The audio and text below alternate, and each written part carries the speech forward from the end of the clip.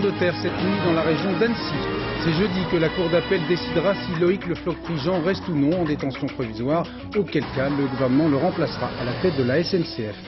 Après l'annonce hier par Jacques Chirac de la fermeture de l'université de Jussieu pour cause d'amiante, casse-tête, comment reloger 40 000 étudiants. Bon gru pour le bac 96, 76% de reçus.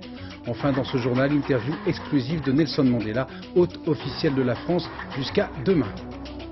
Madame, Monsieur, bonsoir. La France tremble. Les habitants de Haute-Savoie ont été réveillés cette nuit par une secousse tellurique d'une magnitude de 5,2, l'une des plus importantes depuis une trentaine d'années dans cette région. Plus de peur que de mal, mais pas mal de dégâts matériels. Reportage à Annecy, Benoît Gadret, Philippe Fivet. La cheminée d'un poids de 2 tonnes n'a pas supporté la secousse. Par mesure de protection, les pompiers ont préféré précipiter sa chute.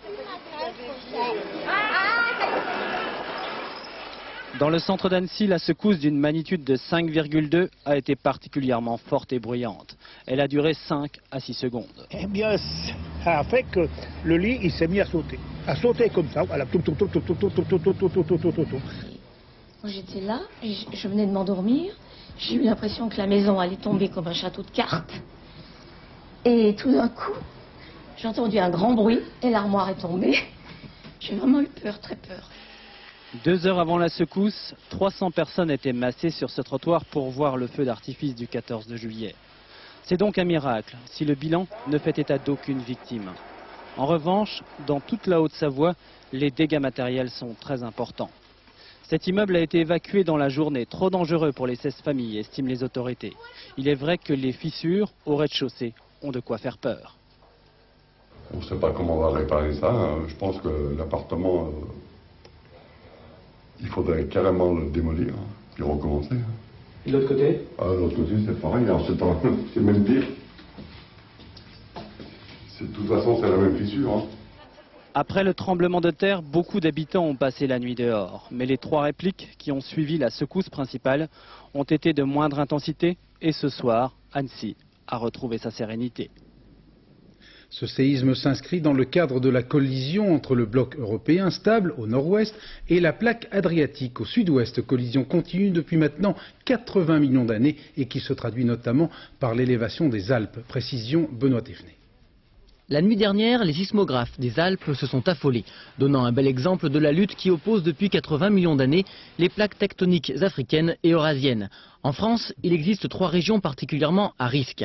La plaque ibérique qui se déplace peu à peu vers l'ouest, l'arrière-pays niçois qui subit une poussée de la plaque africaine et la région de Mulhouse qui tremble parfois sous la pression alpine. À Annecy, hier, le frottement s'est fait au niveau de la faille du Vuache, un frottement provoqué par le mouvement de la plaque africaine qui a donné un coup de butoir dans le bloc européen.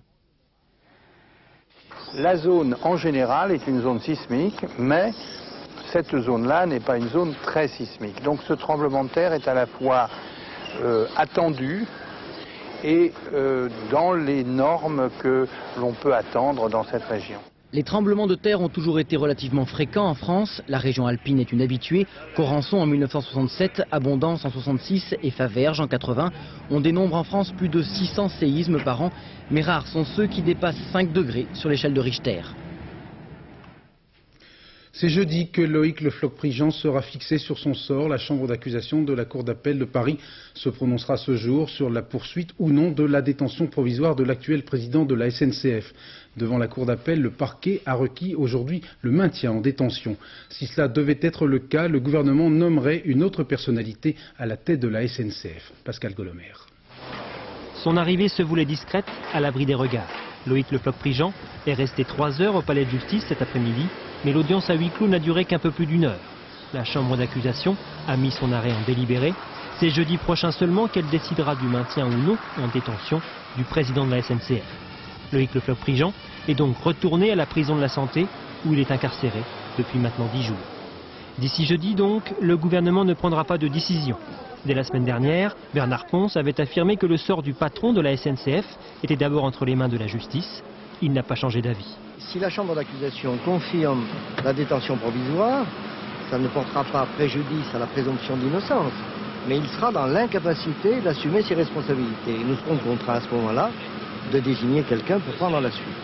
Au siège de la SNCF, on se contentera donc de gérer les affaires courantes encore quelques jours. Pourtant, les dossiers urgents ne manquent pas. Loïc Le Floch-Prigent devait faire avaliser la réforme de l'entreprise qui va de pair avec le désendettement promis par l'État. Refonte profonde des structures, régionalisation, projet de filialisation, une réforme que rejettent aujourd'hui la CGT et la CFDT. Et sans président, les négociations sont désormais bloquées. Qui pourrait éventuellement reprendre le chantier en cours? Plusieurs noms circulent. Louis Gallois, le patron de l'aérospatiale, Jean-Paul Bailly, celui de la RATP, ou encore Alain Gomes, qui a quitté Thomson. En tout cas, c'est un habile négociateur que recherche le gouvernement, car la tâche est périlleuse. S'il doit y avoir changement, il pourrait être annoncé dès le Conseil des ministres du 24 juillet. Dans un rapport non encore rendu public, l'IGAS, l'inspection générale des affaires sociales, relève toute une série d'irrégularités dans la gestion de la pharmacie centrale des hôpitaux de Paris.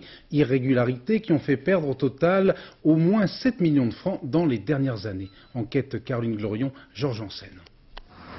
Graves irrégularités à la pharmacie centrale des hôpitaux de Paris. Les mots des enquêteurs sont choisis, nuancés, car la procédure est en cours. Mais les conclusions de l'enquête menée depuis 6 mois sont-elles en revanche tout à fait alarmantes. Nous avons commencé nos investigations en trouvant des irrégularités dans le domaine informatique. Et à partir de ces premières irrégularités, qui constituaient un fil, on a tiré sur ce fil et on a trouvé petit à petit les autres irrégularités. Les découvertes effectuées par les inspecteurs vont donc bien au-delà de la disparition de matériel informatique. Elles portent sur des détournements de recettes, sur l'utilisation abusive de moyens de la pharmacie au profit d'associations pseudo-humanitaires et sur la vente illicite de médicaments à des sociétés d'import-export. Je pense que les anomalies les plus importantes sont celles qui ont trait à la vente de médicaments. Pourquoi? Dans la mesure où ça touche à l'exercice même de l'art pharmaceutique au sein de la PCH. Car la pharmacie centrale des hôpitaux de Paris a une mission exclusive, approvisionner en médicaments l'ensemble des établissements de l'assistance publique et produire certains médicaments spécifiques non disponibles sur le marché. En aucun cas, elle ne peut vendre à des sociétés commerciales. D'ores et déjà, des fonctionnaires ont été suspendus et l'affaire portée devant la justice par la direction de l'assistance publique. Le ministère de l'Éducation a rendu public aujourd'hui les résultats statistiques du bac QV 96. 76% des candidats ont été admis cette année, taux inégalé, imputable surtout aux bons résultats des séries professionnelles et technologiques. Reportage Olivier Karoff, José Bachik. Le bac QV 96 est un bon cru et pour l'éducation nationale aussi, c'est un soulagement. 76% de candidats reçus, toutes filières confondues, c'est encore mieux que l'année dernière. Mais la proportion de bacheliers dans une même classe d'âge diminue légèrement. Sur 100 jeunes nés en 1978, 61 sont sortis de l'école avec le fameux diplôme. Deux causes à ce paradoxe. D'abord une baisse du nombre de candidats au bac, ensuite un baccalauréat général qui a moins bien marché cette année.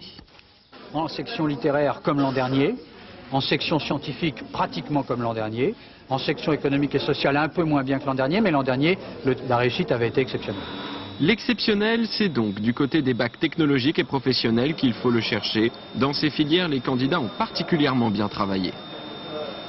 En somme, ça n'est pas extraordinairement disparate d'une filière à l'autre. Nous avons un certain regroupement des taux de réussite, puisque cette année, la réussite des bacheliers technologiques, industriels en particulier, qui étaient traditionnellement basse, est plus élevée. Et pour ceux qui ont raté le bac, une petite consolation. Le ministère espère annoncer des chiffres encore meilleurs l'année prochaine. En annonçant hier à la télévision qu'il n'y aura plus d'étudiants à Jussieu avant la fin de cette année, Jacques Chirac a donné un sacré coup de pied dans la fourmilière universitaire. Jussieu, l'un des bâtiments publics les plus contaminés par l'amiante dans la capitale, c'est aussi la plus importante concentration universitaire de France. Reloger 40 000 étudiants, mais aussi 10 000 enseignants, chercheurs ou personnels administratifs, s'apparente à un véritable casse-tête. Reportage Sébastien Vibert, André Germain. L'annonce de Jacques Chirac se voulait rassurante, l'effet produit est complètement inverse. C'est bien l'inquiétude et la confusion qui occupent aujourd'hui les esprits des étudiants et du personnel de Jussieu quant à un éventuel déménagement avant la fin de l'année. Je ne suis pas tout à fait au courant, je sais que l'amiante c'est dangereux pour la santé, mais ouais, je me pose des questions quand même, quoi. Je me demande est-ce que c'est vraiment raisonnable, mais j'ai pas le choix, quoi. Ce que je vois personnellement, plutôt c'est la difficulté qu'il y a à organiser les enseignements, on ne sait où, dans un délai si court. Surprise et confusion parce qu'un programme de décontamination est déjà prévu. Les travaux doivent commencer en février 97. Ils portent sur une partie des 220 000 mètres carrés de bâtiments, dont 20 km de couloirs jugés particulièrement dangereux.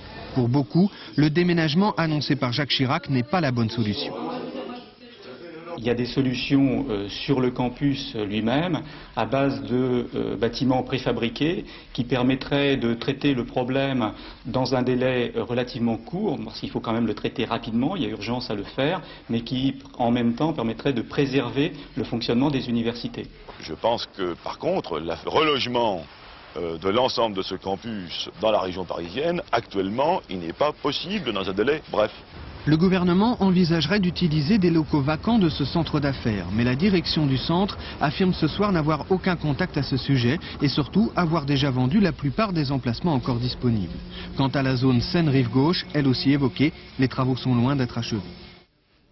Choix cornélien pour Alain Juppé. Faut-il reconduire ou non en septembre une super allocation de rentrée scolaire? Les responsables du budget demandent au gouvernement de faire des économies, mais les associations familiales protestent à l'avance contre toute décision négative. Laurent Bailly.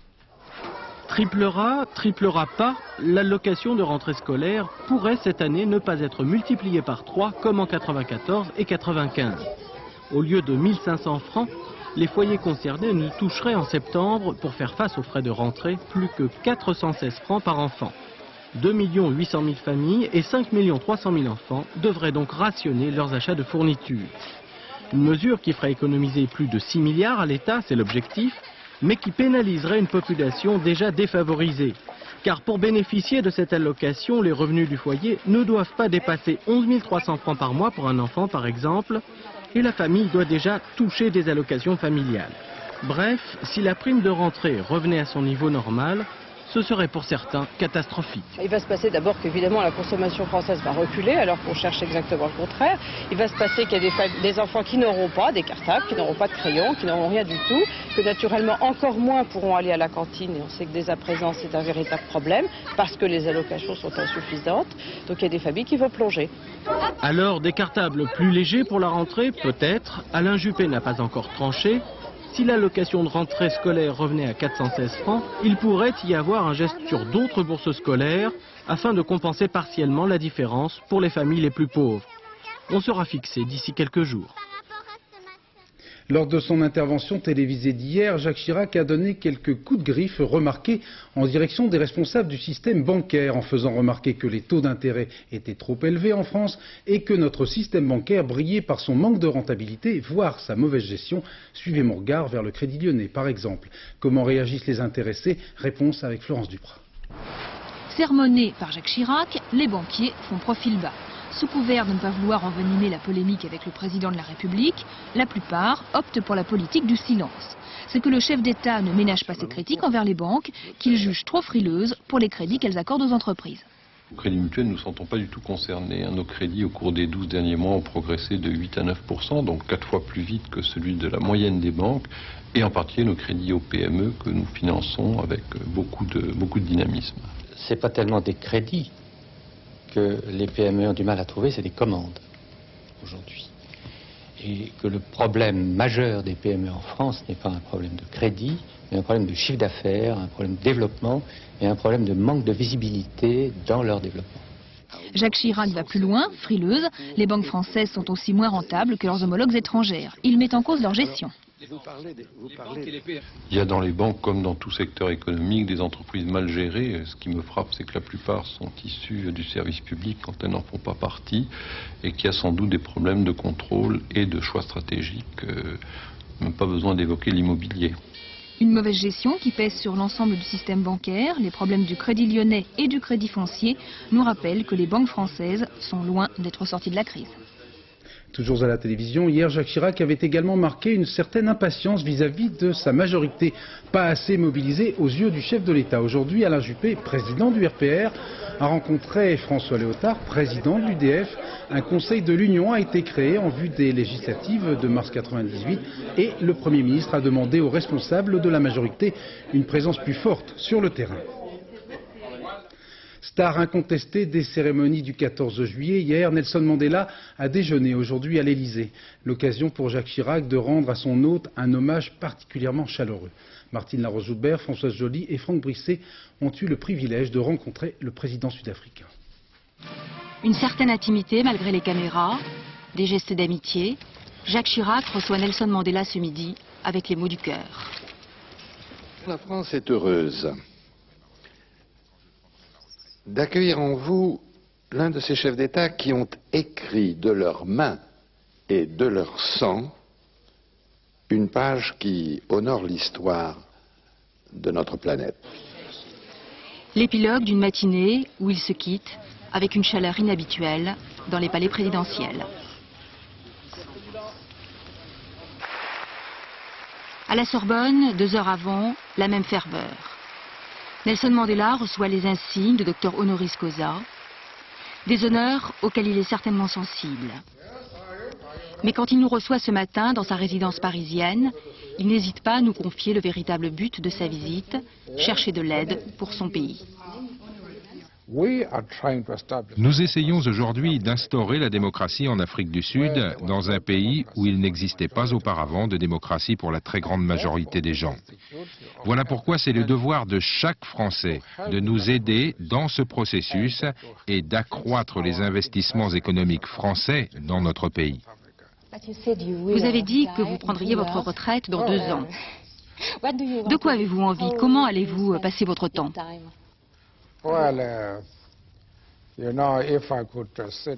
Si je pouvais m'asseoir avec des dames comme vous pendant ma retraite, je serais vraiment très heureux.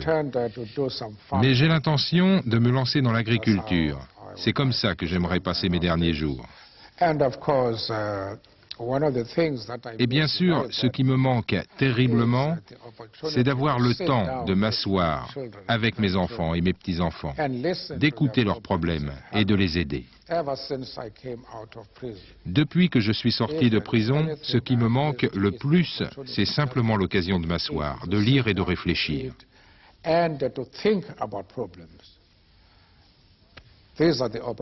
Voilà ce que j'aimerais faire quand je prendrai ma retraite. L'occasion de vous signaler ce soir la parution chez Fayard de cette autobiographie de Nelson Mandela, au titre tout à fait justifié, Un long chemin vers la liberté. Émotion et recueillement en Ulster à l'occasion des funérailles d'un catholique de 35 ans, père de 2 enfants, écrasé dans la nuit de samedi à dimanche par un véhicule militaire blindé au plus fort des affrontements qui avaient opposé catholiques et forces de l'ordre. Les obsèques se sont déroulées ce matin dans un quartier catholique de Londonderry en présence de plusieurs milliers de personnes. Il n'y a pas eu d'incident.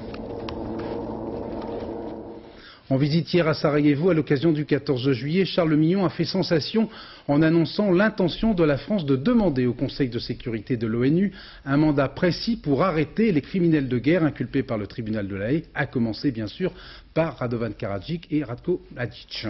La police de l'ONU à laquelle on a pensé pour arrêter ces 2 hommes serait-elle en mesure de le faire? Réponse avec ce reportage de nos envoyés spéciaux sur place, Isabelle Béchler, Philippe Jasselin.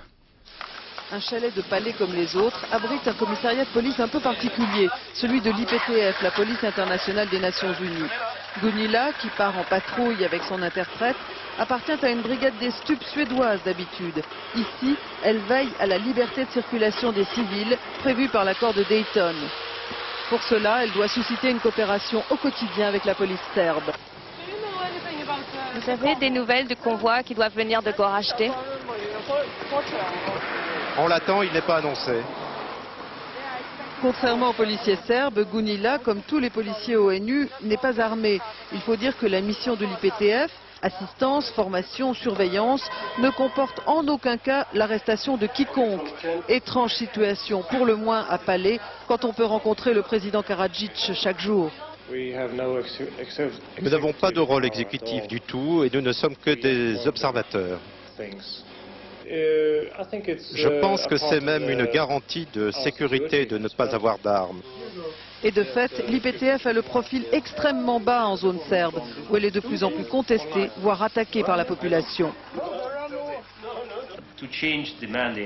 Pour changer le mandat de l'IPTF, il faut une résolution du Conseil de sécurité. Je vous rappelle que notre mission est précisément définie par les accords de Dayton et je doute qu'elle soit modifiée, bien que le Conseil de sécurité puisse le faire. Ce n'est donc pas l'IPTF qui arrêtera les criminels de guerre présumés que réclame le tribunal de La Haye, à moins que l'IFOR lui prête main forte. À l'OTAN de décider.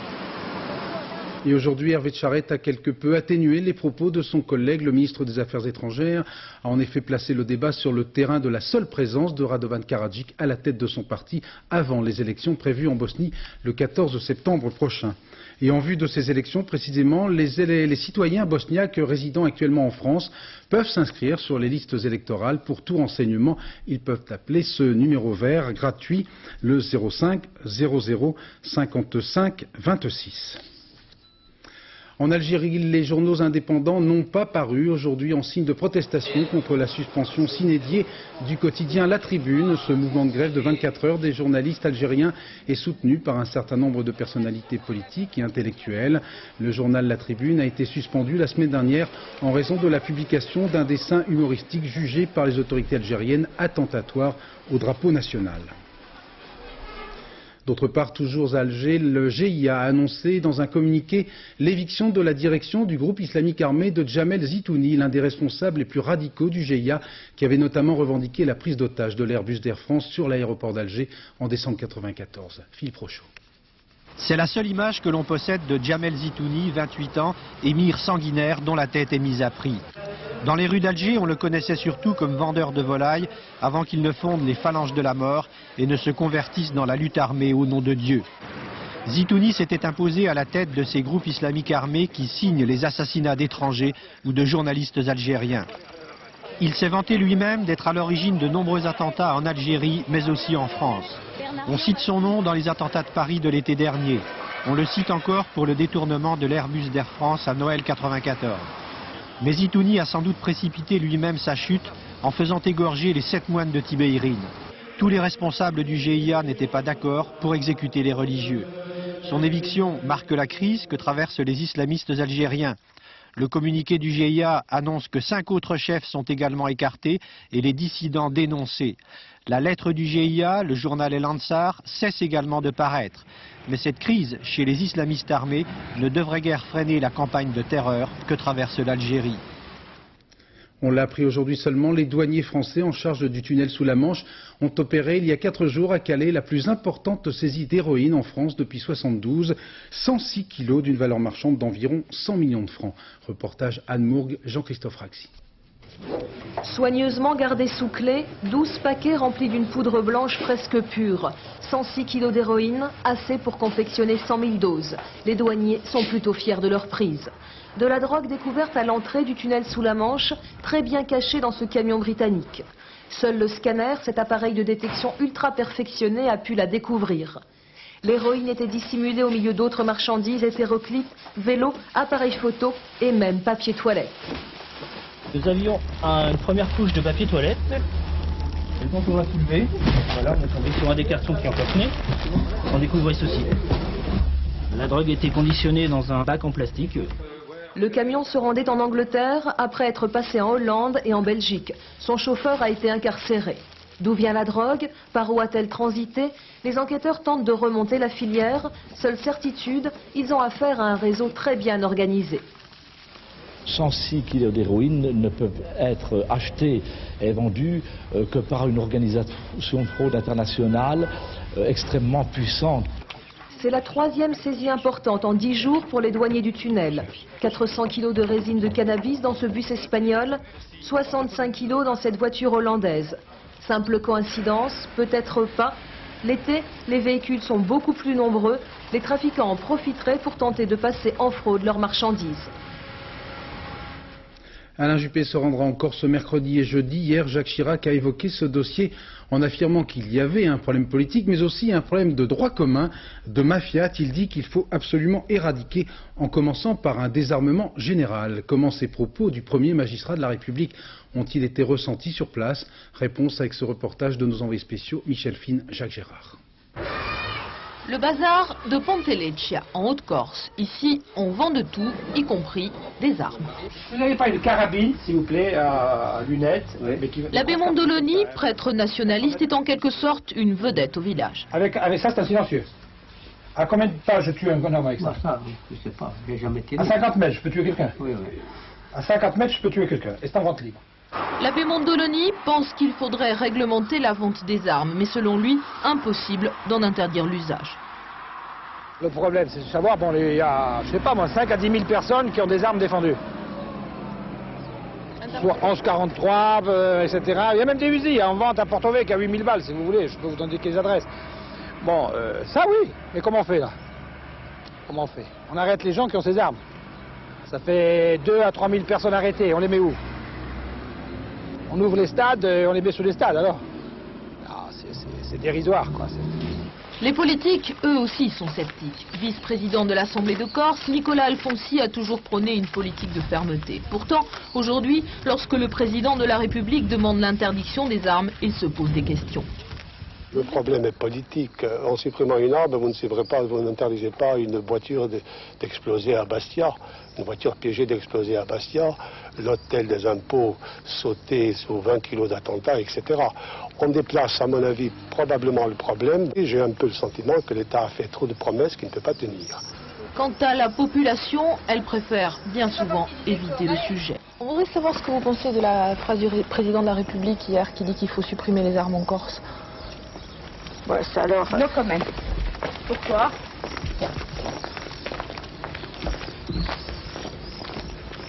Nouvelle collection de prêt-à-porter automne-hiver pour les CRS. Les hommes des compagnies républicaines de sécurité vont être progressivement équipés d'une nouvelle tenue plus protectrice et surtout dissuasive pour les CRS qui vont au contact des manifestants.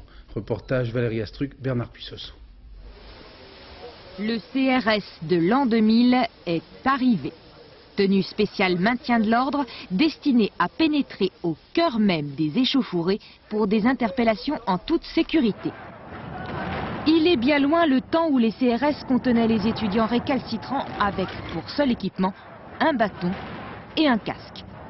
Désormais, parés de leur nouvelle armure anti-feu, anti-coup, les sections protection-intervention peuvent maîtriser les émeutes sans risquer de blessures. On se sent même presque plus fort. On a quand même une carapace, donc ça va mieux, quoi. Quand vous franchissez les lignes, ça va mieux? Oui, il y a peut-être un peu moins d'appréhension. Préserver les hommes tout en dissuadant les casseurs, tel est bien l'objectif de ce nouveau gilet. Car depuis 2 ans, la violence au sein des manifestations a pris des formes plus radicales. Il y a environ 2 ans, des fusées de détresse pour bateaux ont été tirées sur nos personnels, occasionnant des blessures très graves. Et nous nous sommes rendus compte que nous ne pouvions plus protéger nos personnels efficacement. D'où le look un peu Robocop. Je n'aime pas tellement cette comparaison parce que nous ne sommes pas des super flics, nous sommes des policiers, nous faisons notre travail sur le terrain. Mais quoi qu'en disent les CRS, l'inspiration américaine est bien présente. La preuve, ce nouveau bâton bouclier, c'est le tonfa des forces de l'ordre aux États-Unis. À Alençon, une 5e personne est décédée cette nuit des suites de ses blessures après avoir été fauchée par une voiture qui participait à un rallycross et qui, après avoir dérapé, a fauché une trentaine de spectateurs. Un accident dramatique aux circonstances encore mal définies. Reportage Jérôme Laurent, Gabriel Camilla. Cet homme a perdu son épouse dans l'accident. Il est revenu sur les lieux du drame avec des amis, besoin de parler, de comprendre ce qui s'est passé. Mais les 3 filles, hein. T'avais Fanfan, t'avais Marilyn, et puis Chantal, ils étaient côte à côte toutes les 3. Ils ont retrouvés toutes les 3, les uns sur les autres. Hein. Sur ces images, filmées par un spectateur, on voit l'une des voitures de tête perdre sa trajectoire. Elle va ensuite monter sur le talus et faucher le public massé derrière le grillage de protection. 4 personnes seront tuées sur le coup. Une 5e décédera ce matin des suites de ses blessures. 7 autres spectateurs ont été grièvement blessés et 15 plus légèrement. Des blessés qui seront très rapidement acheminés dans les différents hôpitaux du département. Sur le moment, j'ai juste vu la voiture arriver. Pleine vitesse, réflexe, baisser la tête et puis... voir le massacre. D'après les premiers éléments de l'enquête, il semblerait qu'un arrosage excessif de la piste soit à l'origine du drame. Sur cette portion du circuit où les voitures roulent à 180 km/h, la terre et l'eau se sont transformées en patinoire. Il semble qu'il y ait une pratique qui consiste à nouiller la piste pour permettre à la poussière de se fixer, mais on peut aussi pratiquer une inondation de la piste pour rendre la compétition plus spectaculaire. Demain, le procureur de la République d'Alençon devrait ouvrir une information judiciaire et ce soir, 2 spectateurs très grièvement blessés sont toujours entre la vie et la mort. Et le procureur lance un appel à témoins, notamment auprès de spectateurs qui auraient éventuellement filmé cet accident. Aux Pays-Bas, un avion cargo militaire s'est écrasé près de l'aéroport d'Eindhoven. Le dernier bilan fait état de 4 morts, mais certaines dépêches font état de 26 morts. Il y aurait une quarantaine de militaires néerlandais à bord de cet appareil militaire qui s'est écrasé près d'Eindhoven, aux Pays-Bas. Près de Cambridge, un meeting aérien s'est également terminé tout à fait tragiquement. Un chasseur datant de la Deuxième Guerre mondiale s'est écrasé lors d'un passage en rate mode devant des milliers de spectateurs. Le pilote a été tué. Le Tour de France, hier c'était la journée des Danois. Aujourd'hui, la 15e étape a vu un doublé italien. Massimo Pondenzana a en effet franchi, vous voyez, la ligne détachée à Villeneuve-sur-Lot devant son compatriote Giuseppe Guerini au terme d'une longue échappée à 6. Pas de problème pour Björn Riis, toujours leader. Voilà le panneau pour ceux qui auraient raté cet après-midi. Polano est donc toujours deuxième. Voir leurs compatriotes en jaune réjouit bien évidemment les très nombreux amateurs de vélo venus du Danemark applaudir les exploits des forçats de la route. Reportage Philippe Visserias et Frédéric Bonnet. Les routes de France se rappelleront longtemps du passage de Björn Riis et de ses supporters. Plus on se rapproche de Paris, plus ils sont nombreux et plus ils y croient.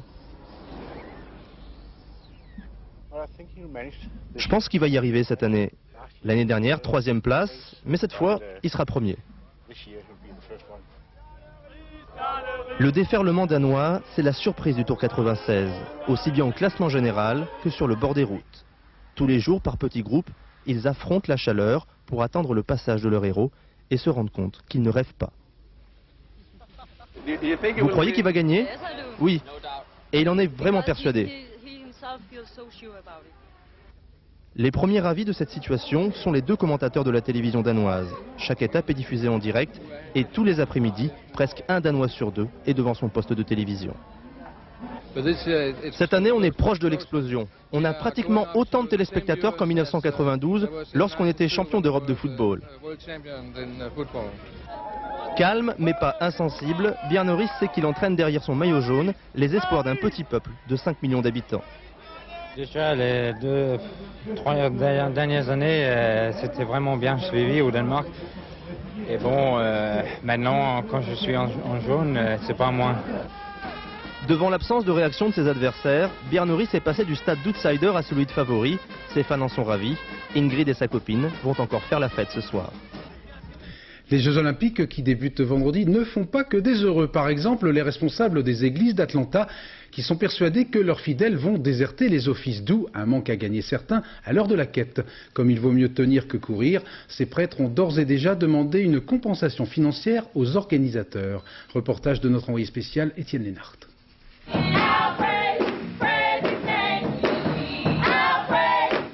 Dimanche ordinaire dans l'une des 2000 petites paroisses d'Atlanta. À quelques jours de la cérémonie d'ouverture, les Jeux Olympiques font irruption dans le sermon du révérend Wadi. Les Jeux seront pour nous une bonne occasion d'ouvrir nos bras à ceux qui nous rendent visite. Seulement voilà, le révérend a fait ses comptes, sa paroisse étant située dans l'anneau olympique interdit à la circulation, les voies d'accès à son église seront aussi impénétrables que celles du Seigneur et il a donc demandé aux organisateurs une compensation financière. Certaines églises ont été autorisées à louer leur parking et leur sacristie. J'ai demandé la même chose, mais je n'ai pas eu de réponse des organisateurs. Et le temps presse maintenant. Officiellement, l'ACOG, la toute-puissante cellule organisatrice des Jeux Olympiques, n'a pas souhaité réagir, laissant les paroissiens à leurs interrogations. Franchement, je détesterais me lever le dimanche matin sans pouvoir venir à l'église à cause des Jeux Olympiques. L'idée des rues bloquées, j'aime pas. Je pense qu'on doit pouvoir laisser une place aux gens qui souhaitent se rendre dans la maison de Dieu. Moi, je serai bénévole pour les Jeux Olympiques, donc je suis ravie de participer à cette fête, mais en revanche, ça m'ennuie franchement tous ces problèmes. Mais le révérend Wadi sera bon prince, il promet quoi qu'il arrive l'hospitalité et le réconfort aux touristes égarés ou aux spectateurs supporters qui par conviction viendraient pendant les Jeux lui confier le destin sportif des dieux du stade qu'il vénère. Il fait un peu moins chaud à Suresnes qu'à Atlanta, mais ce n'est pas une raison pour ne pas goûter la fraîcheur de l'eau. Pendant les 2 mois de l'été, quelques 2000 jeunes des quartiers défavorisés du département des Hauts-de-Seine vont pouvoir bénéficier d'une initiation aux joies des sports nautiques. Reportage Valérie Astruc, Jacques Gérard. On sentirait presque le vent du large, l'horizon pourtant est un peu bouché. C'est comme à la mer? Car c'est sur la Seine que ces jeunes moussaillons naviguent. C'est parti. La mer, ils ne la verront pas cet été car tous viennent de milieux défavorisés. Mais pour eux, un lot de consolation, une journée de détente à 2 pas de chez eux. Le programme est sérieux. Apprendre à naviguer, garder le cap et les pieds secs, opération périlleuse. Les enfants, s'ils ne sont pas disciplinés, je les laisse et puis ils se débrouillent. Et puis souvent, ils n'y arrivent pas, donc forcément, j'arrive à chaque fois à les reprendre en main. Sur Terre, les suivants se préparent. Avant même d'aller fendre les flots, ils rêvent déjà de destinations lointaines au prix de quelques entorses à la géographie. On va à Marseille. Comment? Au canoë. C'est du courage.